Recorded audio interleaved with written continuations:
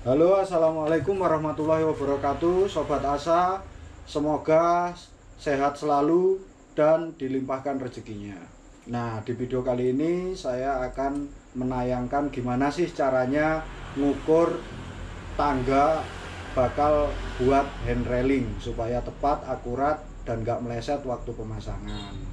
Nah, di sini kita akan bahas lengkap mulai dari pengukuran, pembuatan sampai pemasangan. Cuman di video kali ini kita akan membuat dua part atau dua sesi, karena untuk mempersingkat durasi agar tidak terlalu panjang kita bagi menjadi dua.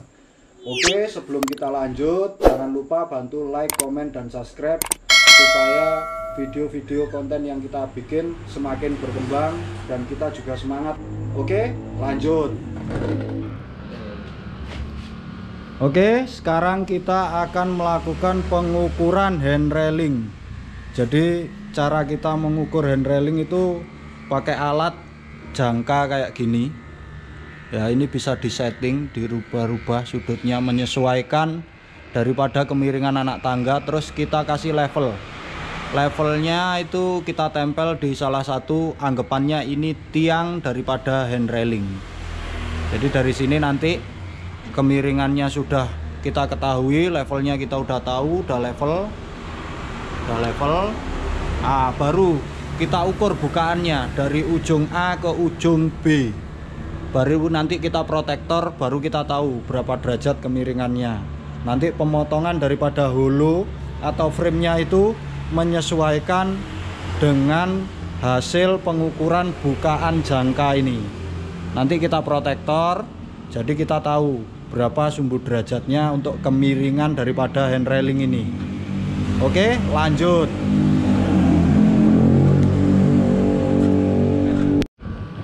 Nah, jadi udah tahu, sekarang kita lepas dan kita ukur. Itu karena sudut itu nggak pernah bisa menipu, kalau ukuran itu meleset 2 mili ya meleset. Nah, usahakan waktu pengukuran itu benar-benar di sudut gini. Di sudut, terus habis itu di sini baru dilihat. Nah, ini sekarang menunjukkan di angka 61,5 cm. Jadi bukaannya ini untuk hand railing step pertama itu 61,5. Nah, nanti kita kombinasikan dengan pengukuran menggunakan protektor atau sumbu derajat. Oke, lanjut. Kita juga harus ngukur yang atas, titik mati atasnya kita sebut titik mati atas. Nah, yang bawah titik mati bawah. Nah, itu titik mati atasnya otomatis berbeda, bukaannya akan lebih lebar. Tuh. Tapi nanti titik mati atas sudut yang teratas itu sudutnya akan sama dengan titik mati bawah sudut pojok bawah. Tuh. Cuman ini digunakan untuk membandingkan bener nggak nanti dapatnya sudutnya itu, untuk antisipasi supaya kaki itu nggak miring-miring, nggak meleot-meleot gitu. Jadi waktu diaplikasikan nanti pas gitu, bisa pas. Oke, sekarang levelnya kita lihat. Itu levelnya udah pas. Setelah pas levelnya, sekarang kita ukur. Tetap diperhatikan untuk pojok pengukuran penempatan alat ukur, pojok meteran itu harus pas di pojok. Setelah itu tarik ke bukaan paling atas. Nah, itu nilainya 102,4. Oke, lanjut. Habis itu step kedua. Nah, sekarang lanjut ke step kedua. Caranya masih tetap sama. Kita level dulu untuk simulasi tiangnya, baru nanti kita ukur.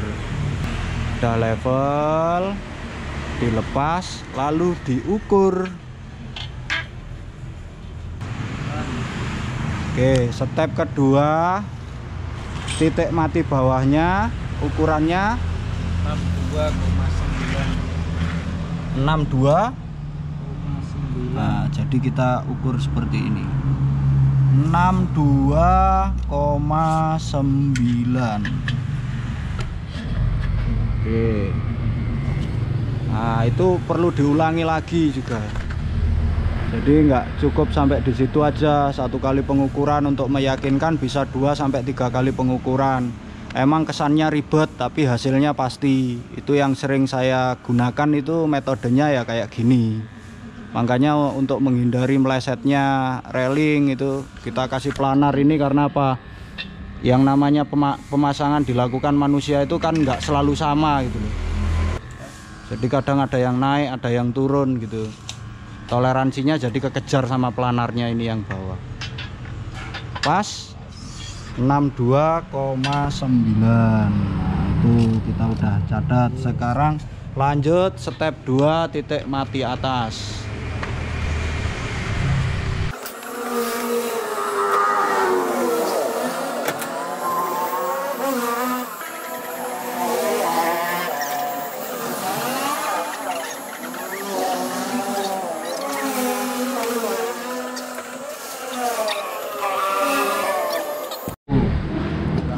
Oke, sekarang kita menentukan penempatan untuk tiangnya atau kaki-kakinya supaya nggak meleset nanti. Dari panjang total keseluruhan ini dibagi ada berapa tiang. Jadi jarak tiangnya itu harus pas di tengah antara titik poin ini ke titik poin ini.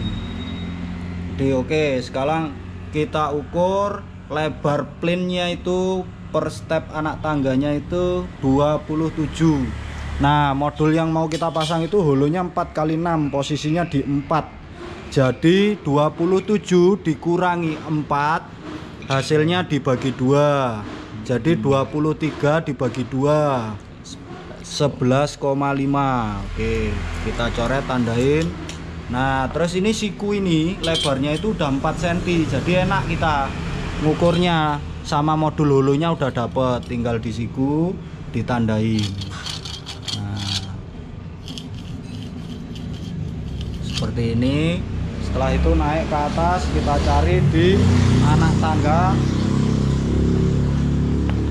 selanjutnya itu di posisi kaki nomor 2-nya.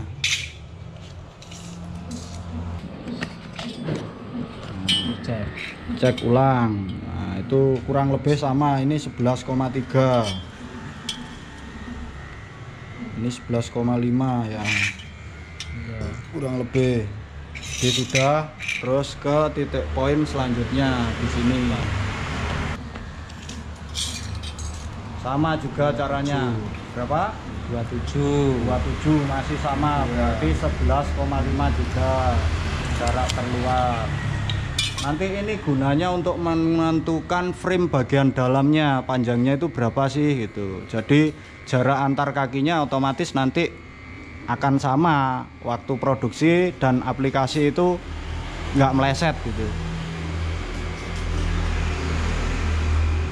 Oke, nah sekarang ini poin terpentingnya.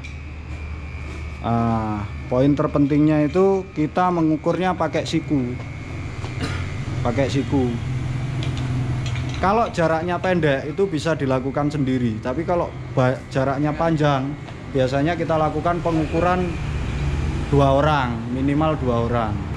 Nah, seperti ini kurang lebih pas di pojok gitu. Jadi dia nggak ada kecolongan, istilah kecolongan ukuran itu nggak ada. Ya mungkin kurang lebih aja sih. Soalnya 2 mili kalau di sudut itu pengaruhnya besar. 1 mili 2 mili itu lumayan besar. Nah, itu di sana posisinya. Oke. Sebelah tinggi deh. Nah, ini posisinya harus di sini. Nah, posisinya di sini.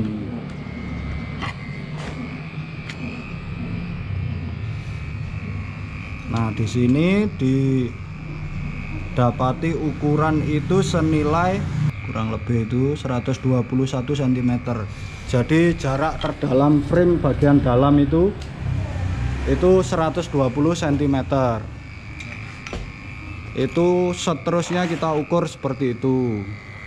Sekarang kita kasih di sini ukuran 121 cm itu. Jadi selanjutnya pun sama, yang digunakan itu jarak terdalam, jadi bukan jarak luarnya ini. Kalau ini kan tadi udah ngikut yang bawah, berarti sekarang sebelahnya dalam. Begitu juga yang sini sama, itu yang dalam. Nah itu kurang pas, itu masuk lagi, pas harus di pojok.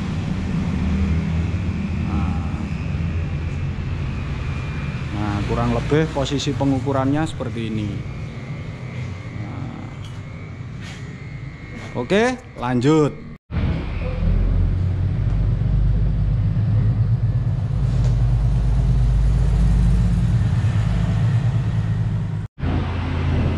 Oke, sekarang kita lanjut pembuatan mal kemiringan anak tangga. Kita pakai kertas karton.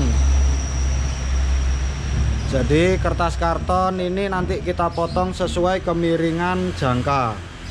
Bukaannya kemarin itu 61,5. Nah ini yang kemarin kita ukur 61,5.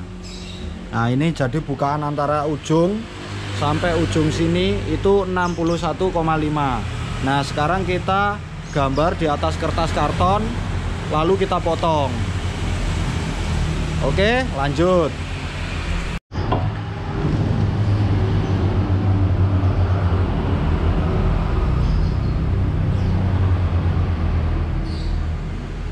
Nah, untuk proses pembuatan garis menggunakan pulpen di atas kertas karton, usahakan di bagian ini rapat. Di bagian ini rapat, baru di sini kita garis. Nah,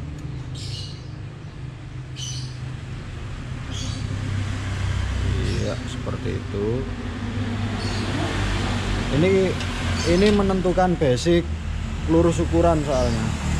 Nanti kalau di sini tadi posisi ini nggak diusahakan serata mungkin, takutnya nanti waktu dipakai ngemal itu ada meleset.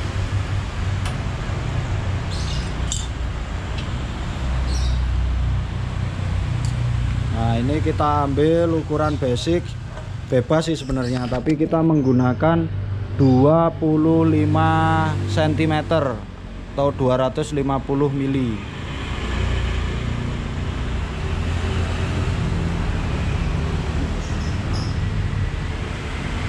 Nah, terus setelah itu langsung menggunakan protektor.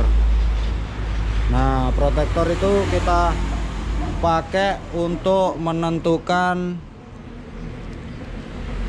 angka kemiringan sumbu derajatnya itu berapa sih itu. Nah di sini menunjukkan di angka 60 derajat ya, dari 0,0.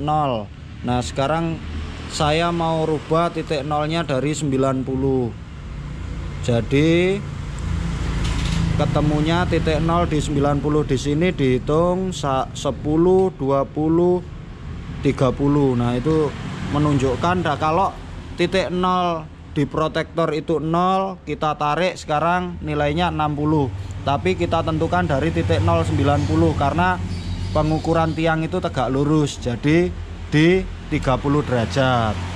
Sekarang geser ke atas sesuai 25 cm tadi. Nah kurang lebih caranya seperti itu. Nah nanti ini berguna untuk di pemotongan hulu protektornya. Nah kurang lebih jadinya garisnya seperti ini. Sekarang kita cek lagi apa sudah benar. Jadi dari sini, dari sisi karton ke garis ini kita ukur antara atas sama bawah itu selip nggak. Kalau selip ya harus sama, nggak boleh selip. 1 mili pun nggak boleh, karena 1 mili nanti kali tinggi. Kalau misalkan jarak selipnya itu 10 cm, nah jarak 10 cm itu meleset 1 mili. Nah kalau tiangnya pakai 1 meter kan berarti 1 mili kali 10. Nah nanti selisihnya bisa 1 cm levelnya. Jadi miringnya itu per 1 meternya bisa 10 mm atau 1 cm gitu. Makanya biarpun 1 mili harus diantisipasi biar nggak miring dia. Oke, sekarang kita lanjut ke pemotongan malnya. Oke, sekarang kita lanjut di bagian setting alat potong. Jadi biar nanti semua sama hasil potongannya, kita potong pakai cut off. Karena nanti lumayan banyak kita motongnya. Kalau kita garis satu-satu pakai gerinda tangan itu terlalu lama proses kerjanya. Nah, ini kita pakai untuk nyeting alat potong. Jadi sebelum kita setting itu kita tes menggunakan hulu seadanya. Misalkan hulu bekas lah, potong-potongan itu yang penting bisa dicekam. Nah, itu habis itu kita tempelin kayak gini. Kalau sudah pas garisnya, kita bandingkan juga di sana seperti ini. Nah, kemiringannya. Jadi, nah cara nyetingnya kayak gitu. Nah, ini cara nyetingnya. Nah, di sini kalau ini bagian ini kurang, bisa kita tempelkan seperti ini. Nah, nanti kurang lebih cara nyetingnya seperti itu. Oke, lanjut.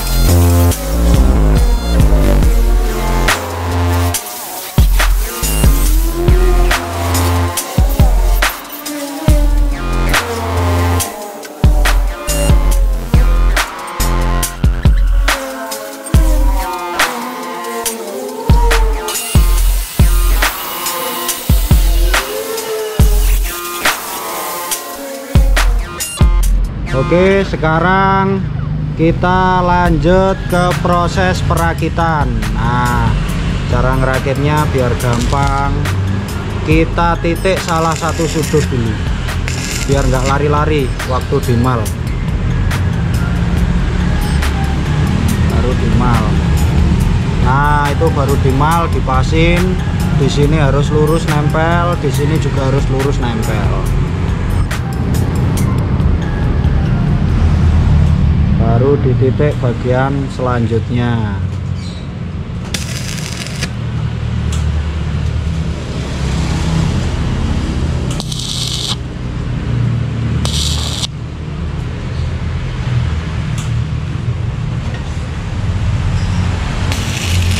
Usahakan penitian atau last spot itu dilakukan 3 titik sudut supaya nanti waktu dipindah atau dibalik itu nggak berubah posisinya sama pengukurannya.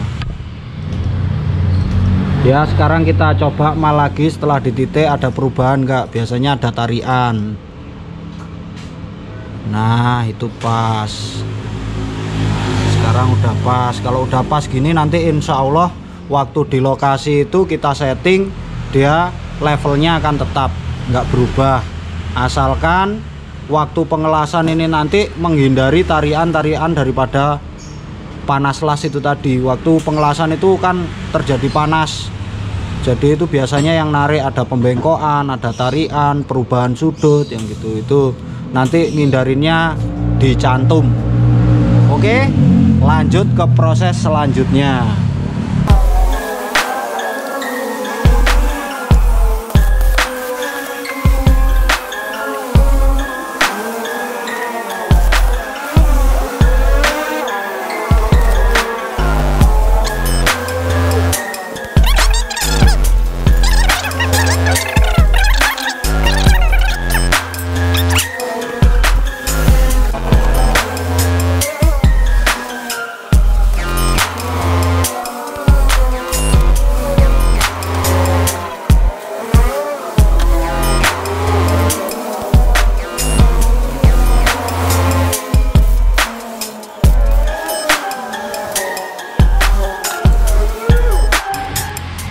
Oke, kemarin untuk pembuatan frame hand railing sudah.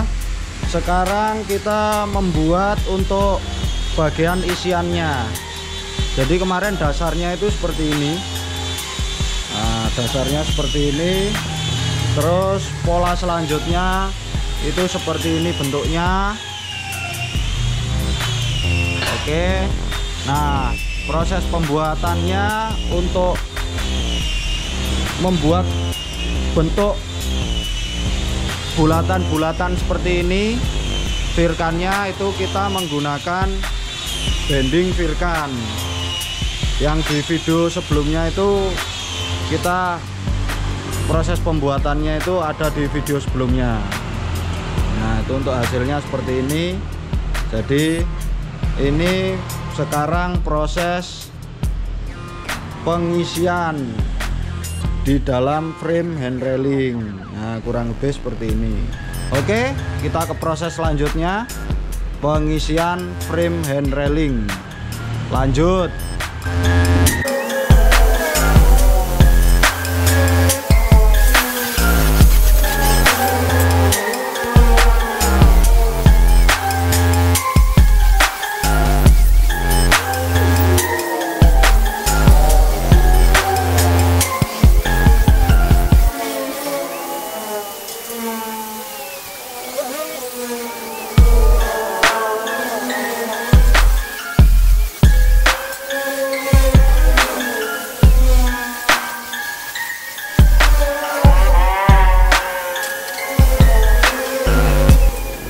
Oke, ini proses untuk perakitan kemarin, pembuatan frame juga sampai pengisian, pengerolan sudah. Nah, sekarang ke proses selanjutnya itu finishing. Kita kasih warna sesuai permintaan owner. Ownernya minta dicat hitam, habis itu di chopper brush. Nah, nanti untuk bagian di sini itu dikasih warna emas. Untuk ulat-ulatannya ini dikasih warna emas.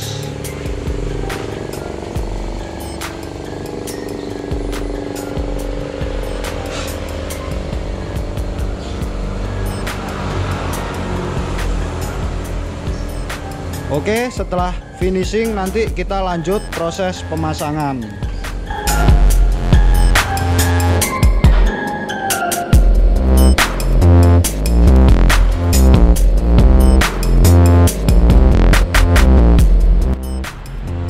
Oke, sekian video penyampaian kita tentang pengukuran, pembuatan. Kurang lebihnya saya mohon maaf dari penyampaian yang saya sampaikan, karena kita masih dalam proses belajar dan terus belajar. Asal anak desa, berani bermimpi untuk bisa. Woi.